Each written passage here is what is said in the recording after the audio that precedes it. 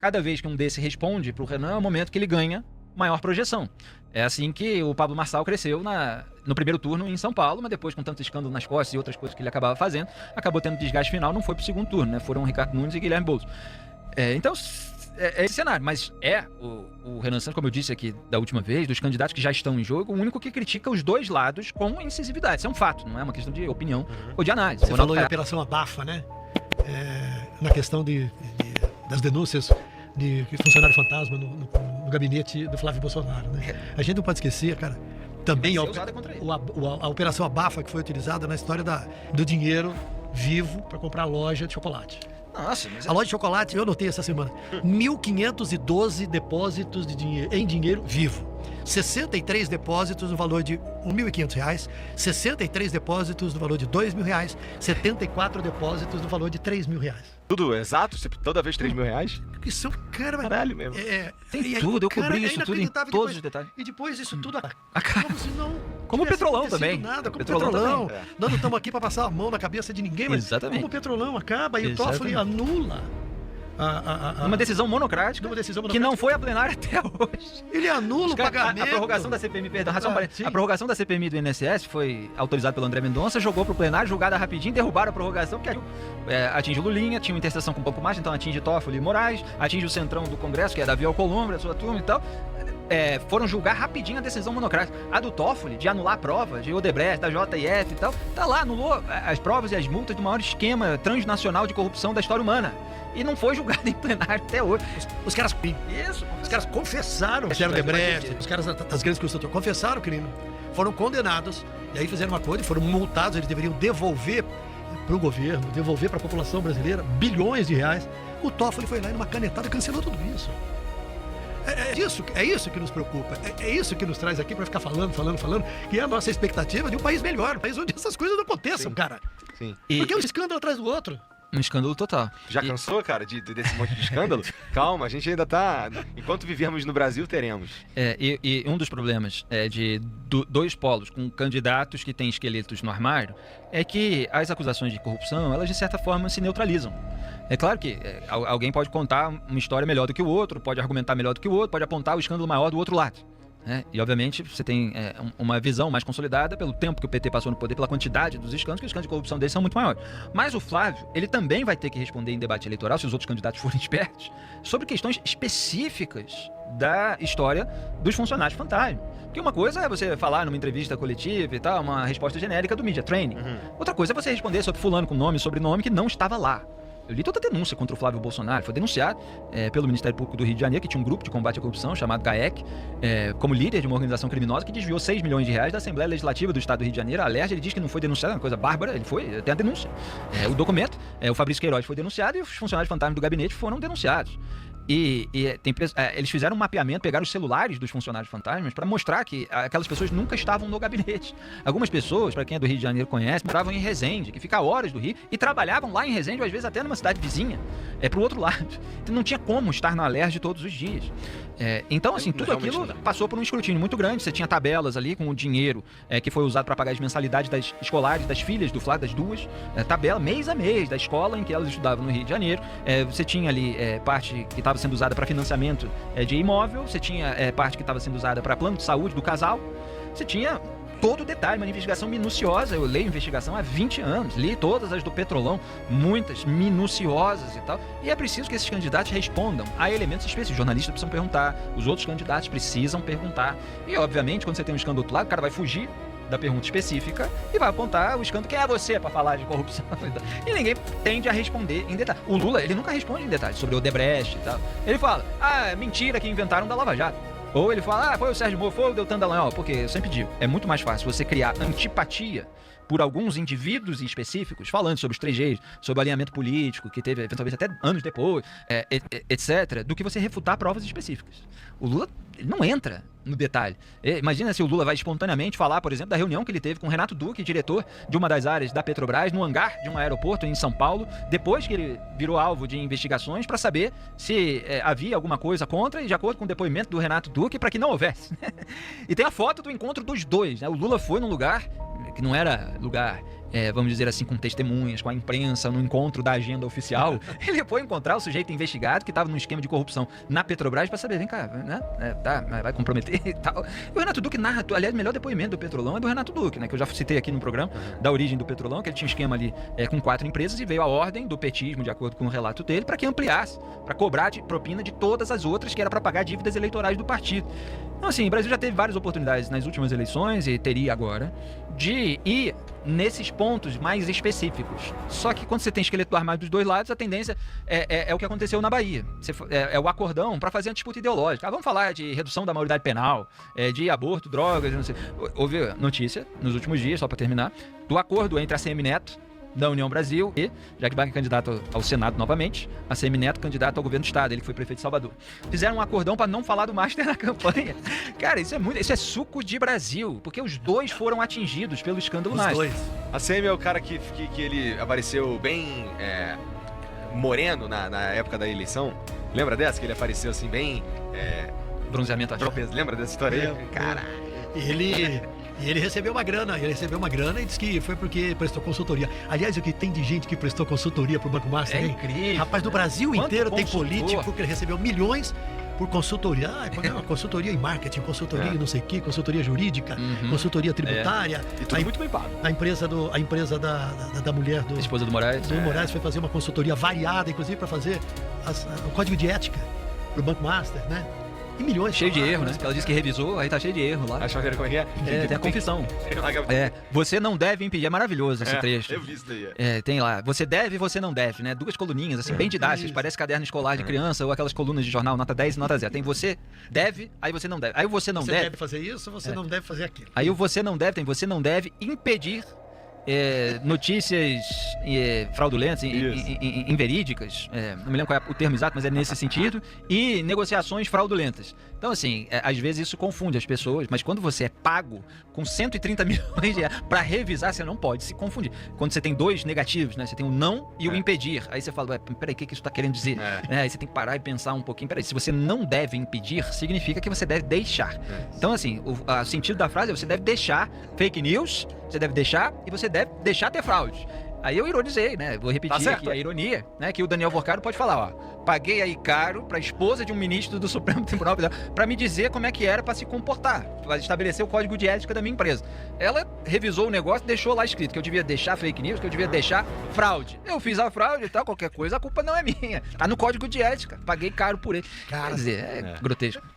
Bom, tem aqui as mensagens que os caras estão mandando pra gente, ó. Escuta essa daqui. A gente tava falando um pouco tempo, faz um tempinho já, na verdade. Fala, rapaziada do Flow, beleza? Bom, vamos lá.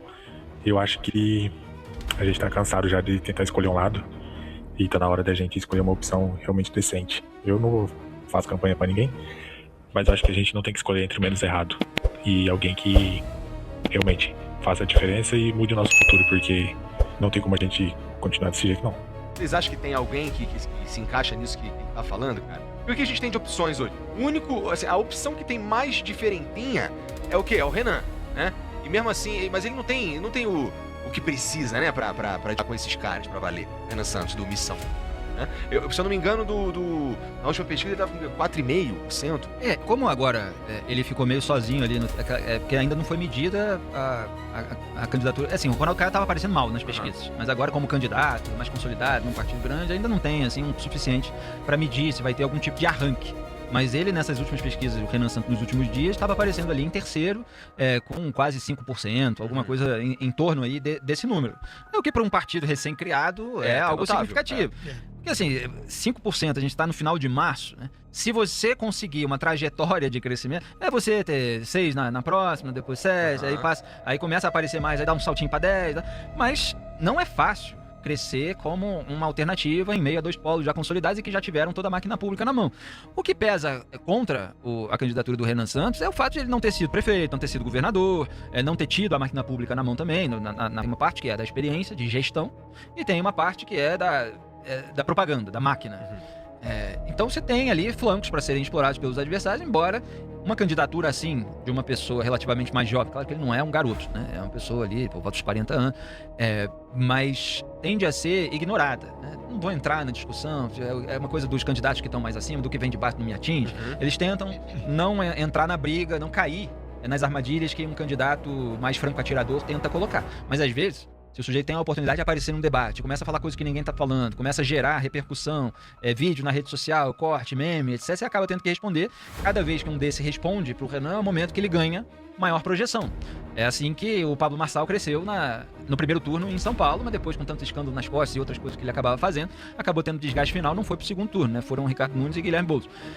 Então, é esse cenário, mas o Renan Santos, como eu disse aqui da última vez, dos candidatos que já estão em jogo, o único que critica os dois lados com incisividade. Isso é um fato, não é uma questão de opinião ou de análise. O Ronaldo Caiado, ele não tem um histórico recente de criticar o bolsonarismo, de bater de frente, tanto que, como o Tramontina apontou, ele foi dar o primeiro discurso dele como candidato do PSD. Já tinha sido pré-candidato da União Brasil, mas tinha tretas ali internas do partido, foi pro PSD, agora é candidato pelo PSD. Primeiro discurso, o cara diz, a primeira coisa que eu vou fazer no governo é anistiar o Bolsonaro e os seus seguidores, né? Que era quem tava lá, invadindo o prédio, depredando no 8 de janeiro de 2023. O sujeito fica muito alinhado, né? Quer dizer, o cara vai dar o primeiro discurso como candidato, vai dizer a primeira coisa que ele vai fazer no governo é uma bandeira de um outro candidato. Mesmo que as pessoas concordem com isso, se há de convir, que isso não cria uma identidade própria. Você parece realmente ser uma escada, ser um aliado, ser alguém que vai ajudar a combater o outro lado. É legítimo, claro, mas não tem essa identidade. Então, o Renan Santos, ele com o MBL, com o Kim Kataguiri, com essas figuras que estão aí desde o movimento pelo impeachment da Dilma Rousseff, está tentando criar uma comunidade virtual, está conseguindo. Você tem uma adesão no público jovem grande. Eu acho importante que haja movimentos à direita que atinjam a juventude, que consigam ter aderência na juventude, porque a esquerda sempre foi buscar a juventude. E encanta com aquela promessa do mundo utópico, a promessa socialista. Isso que a gente vê nos Estados Unidos também, com o Bernie Sanders, com uma ala mais radical do Partido Democrata Americano. É importante que haja outras forças ali tentando capturar a juventude com uma linguagem mais jovem, mais zoeira, mais dinâmica. Esses vídeos editados na rede social, eles estão produzindo, estão conseguindo fazer. E o governo até mostrou-se de certa forma preocupado com a repercussão dos vídeos do partido A Missão, do Renan, né? Um alcance desses vídeos e um alcance e a penetração junto a um eleitorado bem mais jovem, né? E ser mais reativo a esse tipo de manifestação e tudo mais. O Bolsonaro foi muito eficiente na eleição dele, usando as redes sociais, né? A esquerda não sabia como fazer, não soube como reagir a isso. Depois aprendeu um pouco, mas o MBL tem como um dos seus pilares, uma das suas manifestações mais fortes é utilizar a rede social voltado para atingir uma população que não é essa população de mais idade e tudo mais. Mas tu acha que essa estratégia dos caras que estão, os dois primeiros colocados, Flávio e o Lula, que é uma estratégia antiga, já se usa essa estratégia há muito tempo, de fingir que o cara que tá ali incomodando não existe, não vai ficando cada vez mais difícil de sustentar isso? Especialmente com o Renan, que vem da internet e assim, como o Tramonto falou, a direita, de certa forma, sabe usar a internet melhor que a esquerda. Isso a gente olhando, isso a gente excluindo o MBL e o Missão desse papo. Olhando assim, o Bolsonaro, o Nicolas, por exemplo, é muito melhor nas redes sociais que a Erika Hilton, por exemplo, né? Mas o Missão, o MBL, o Renan, eles vêm desse lugar, então eles também eles são nativos dessa porra. Sim. Então é um perigo enfrentá-los nesse campo, mas é importante também, senão é abandonar completamente. Se o cara pega o Haddad e coloca em São Paulo para disputar um estado importante como São Paulo, me parece que a internet tem que ser tratada como um estado importante também, veja. Tem muita gente que acompanha esse tipo de assunto pela internet, e o cara forma as opiniões dele por meio da internet. Abandonar esse campo pode não ser decisivo agora, mas tem grande chance de ser decisivo. Vou começar uma novela aqui. Nada como uma transmissão ao vivo. E uma novela religiosa. Pronto, você não é um homem de fé. Por isso, sem que a gente pedisse, entrou aí uma imagem. Aproveitando para ilustrar isso que eu tô falando, eu vou aproveitar e dar play numa mensagem que é exatamente o que eu tô falando. Matheus mandou uma mensagem pelo Pix. Renan... não vai ser na live? Então tá bom, vai lá. Eu pensei que era pra gente comentar a novela. A mensagem do Matheus dizendo: Renan tá em terceiro lugar. O que falta pra ele se consolidar? Olha, primeiro, tudo isso que eu falei que faz sentido. Tem dois elementos aí a serem apontados. O primeiro é que é muito importante para catapultar uma candidatura alternativa ter a possibilidade de participar de um debate eleitoral que vai ser transmitido e que vai atrair a atenção de muita gente. Então tem muita gente aqui que está assistindo ao programa e tal, que são pessoas que se ligam, mesmo que seja semanalmente. É claro que tem muitos que assistem programas diários, jornalísticos, etc. Mas o grosso da população brasileira não é ligada diariamente na política. Então, o evento, debate eleitoral entre candidatos próximos, num período próximo da eleição, é um evento que traz uma comoção nacional muito grande, em que pessoas aparecem ali e podem furar bolhas. Porque na rede social, e essa é outra parte da questão, existem bolhas. você fala, o Lula não pode ignorar o Renan. Assim, ele vai tentar fazer o quê? Conquistar o público jovem da internet sem bater boca com o Renan Santos na internet. Claro que tem alguns ativistas petistas que vão ali tentar minar o crescimento do MBL. Mas num debate, se tiver a oportunidade de ter o teste de um candidato como o Renan, ele consegue furar uma bolha, que na rede social às vezes não consegue. Você tá falando pro mesmo segmento, você consegue às vezes crescer um pouquinho e tal, mas você não consegue entrar no segmento adversário, você não consegue puxar alguém que tá naquela bolha, mas não é o fanático. É alguém que poderia sair daquela bolha se tivesse um argumento mais persuasivo. Então existe uma preocupação que já foi noticiada, como o Tramontina falou, dos estrategistas petistas com esse crescimento do Renan Santos na juventude, porque os petistas estão disputando voto a voto. Uma eleição polarizada, a projeção do segundo turno está dando empate técnico, às vezes até empate numérico. Então, assim, 1% de um segmento jovem da sociedade, de 16 a 24 anos, que é a fatia que o MBL tem força, é muito importante. Agora, eu não sei como é que vai ser a questão dos debates esse ano, né? Porque eu fiquei pensando essa semana, desde ontem, depois da indicação, do anúncio formal de que Caiado é candidato pelo PSD, eu fiquei pensando, será que o Lula vai ao debate? Enfrentar 4 caras que vão sentar o porrete nele o tempo todo, né? Ao mesmo tempo, você fica... Eu me perguntei assim, bom, mas também se não for, ele vai ser chamado de fujão. Ou a cadeira vai ficar vazia. Aí é uma questão de você calcular danos. Eu perco ou perco mais me ausentando. O que você acha do Renan como futuro presidente do Brasil? Vamos espalhar as notícias para todos. E não se esqueça de deixar seu like e se inscrever no canal para juntos batermos a meta de 1000 inscritos. Obrigado e nos vemos no próximo vídeo.